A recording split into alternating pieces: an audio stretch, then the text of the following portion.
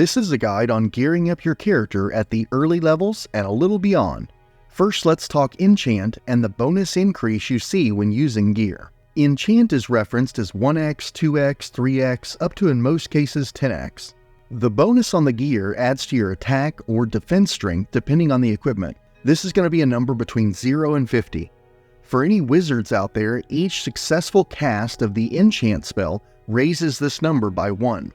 Every time the bonus goes up by 5, that's considered the next 1x enchant. That's just how it's referenced in the world. This means 1x is bonus 5, 3x is bonus 15, and 5x is bonus 25. If you try to pick up gear that's beyond your level, you're just going to drop it. You can look at the level requirement in two different ways. Your level times 2 is the maximum bonus number you can hold successfully. So at level 1, you can use bonus 2 gear. At level 2, you can use bonus 4. Level 6 is bonus 12, so on and so forth. The other way to look at it is the gear bonus number divided by 2, rounded up to get the level requirement. So if 1x enchant gear is bonus 5, we divide 5 by 2 and get 2.5, and then just round up to 3. So that means you have to be level 3 to use 1x or bonus 5 gear. If something is 4x enchanted or bonus 20, you divide 20 by 2 and you get a level 10 requirement. Here's a list of some common gear level thresholds. The earliest level you can hold a 10x piece of gear is level 25. Some materials have a natural bonus. The GS Wiki has a useful chart. Keep in mind, some rare materials have additional requirements to wield effectively, but you can use Mithril for 1x, Aura for 2x, Influs for the 3x range, and Orace or Voltide for 4x as examples. So how do you find out what your gear is? This will work for weapons and armor. Intro, a friendly bard, and the recall verb. After a bard lore sings to an item completely, recall item name is unlocked permanently for that one item. This includes future work that you do with it. This verb and bard combination could prove useful for some items you have buried in a locker. If the item is enchanted or has some type of magical bonus, it will show in the recall. If you list an item for sale on the player shop and then try to get the item, it will show similar information. Keep in mind this only applies while the item is in the shop, and if it doesn't have a permanent lore song unlock already, a bard will need to sing to it in order for the recall to work. Another way you can see this information is by listing the item on a market stall and asking the stall to inspect the item. Some carts that sell gear in Icemule allow the use of inspect on the item. I'll show you where those are located later on. The wiki page on weapons will list out different base weapon types and names available.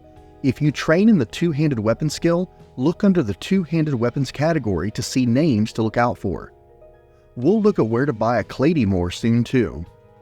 Brawling users, take note that you have brawling gear listed in two different spots. Brawling can be referenced as Unarmed Combat UAC or Unarmed Combat System UCS. You can wield a brawling weapon or stay empty-handed, but you should always buy and wear UAC gear for your feet and hands, such as foot wraps and hand wraps. Enchantment on brawling gear like foot wraps and hand wraps increases the UAF or AS equivalent for the UAC style attacks. This applies to commands like Chab, Punch, Grapple, and Kick. If you're a pure caster and want to wield a rune staff, you need 8 magic ranks times your level or more to gain proper DS and parry bonuses. I cover this more in the first 30 seconds of Training Build Example Sorcerer levels 1, 10, and 19. I want to point out the alternative weapon names page. This might come in handy if you ever find yourself near a Gald merchant. If you have a cudgel, you could ask a willing merchant to turn it into a Joe stick or a war club. You can click on a weapon like Hand Axe and be shown the alternate names too. The Hand Axe you just bought could become your next Limb Cleaver.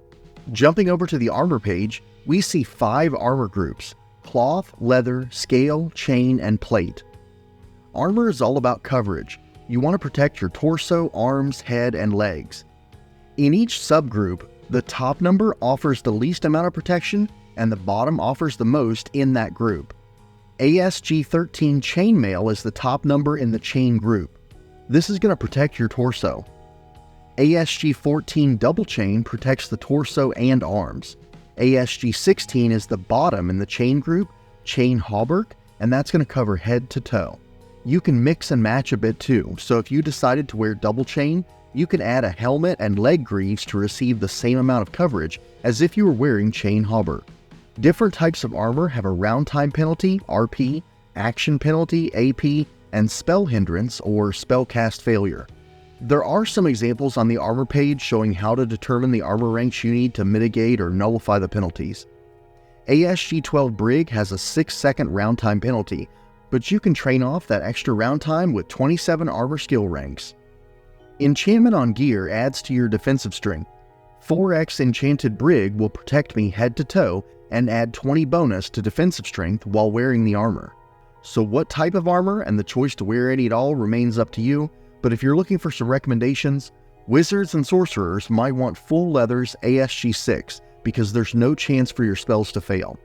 Empaths and clerics could wear ASG-8 double leather for 0 hindrance as well. Rangers and rogues may consider going for ASG-12 Brig or even ASG-16 chain hauberk. Warriors and paladins may set their goals on ASG-20 plate armor. Monks should only wear ASG-2 robes or nothing at all, in addition to the hand wraps and foot wraps mentioned earlier because of how their iron skin spell works. Bards can vary depending on playstyle, but my go-tos wind up being ASG-8 double leather, ASG-12 Brig, or ASG-16 chain hob. As with the alternative weapon names, there's an alternative armor names page too. If you get ASG-6 full leather, you could have it altered into a buff coat or casting leathers. Now you know about weapons, armor, and what enchantment does, it's time to find out where this equipment is. In the starter towns, Ta Valor, Iceville, and Landing, there are weapon and armor shops.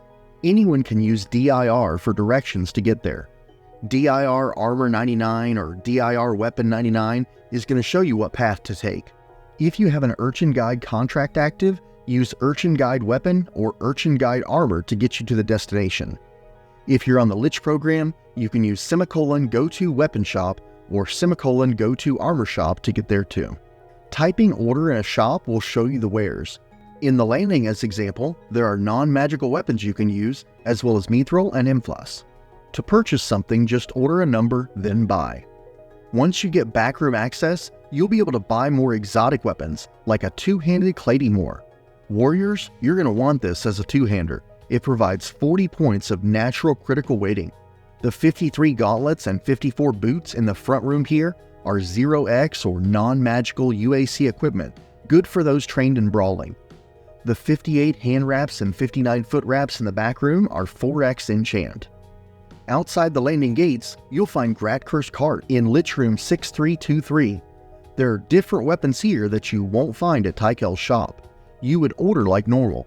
Consider a Tiger Claw for brawling, or maybe a special weapon like a Katar, which requires brawling and one-handed edge skill to wield effectively. You could even hurl the thrown weapons like a Discus or Quoit. If you're closer to Iceville, in addition to the standard weapon shop, there are 2 carts on the east side of town. I found the Stout Horbeam cart in Lich Room 2456. This cart has foot wraps and hand wraps that we talked about earlier. You can use Inspect on the gear to find out more information. The Wolfhide foot wraps are 0x UAC, and the Tiger Skin style has 20 bonus or 4x. I found a wide Mithril banded cart in Lich Room 2469. This can provide you with more brawling equipment like pain grips of various materials and enchant bonus. Another place to find gear is going to be the player shops. There's an online search available at ps.lichproject.org. I have 2 videos going over how to search and buy, shopping at the player shops, and the more recent remote shopping refresh. If you have characters across the world from each other, you can mail silver and gear between them with the mail system.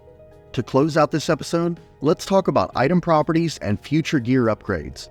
If you played Gemstone in the past, you may remember the need to bless your equipment to be able to hit the undead. Well, blessing still exists, but it's now possible to damage undead with reduced effectiveness without a blessing. A bless is an example of an item property. The wiki page on item properties is going to be useful here. The pain grip that you just purchased has category A properties, which is going to be how it looks, the enchantment, and material properties. Category B, abilities, is limited to 1 choice, so you can't have fire flares and cold flares on the same piece of equipment. Category C, other properties, allows any number of combinations, such as ensorcelment, sanctification, bonding, bane, resistances, enhansives, sighting, etc. Category D scripts is limited to one choice, and would be something that falls outside of things listed in other categories, like a weapon that hisses when you wave it. The page has several additional comments about what combinations you can create, along with charts of clarity that can summarize ways to build gear. Here are some additional tips. Look for something out there that's close to what you want and add on to it instead. It's more cost effective. You can stash your previous gear in a locker as a memento, or consider reselling it or passing it on to someone in need.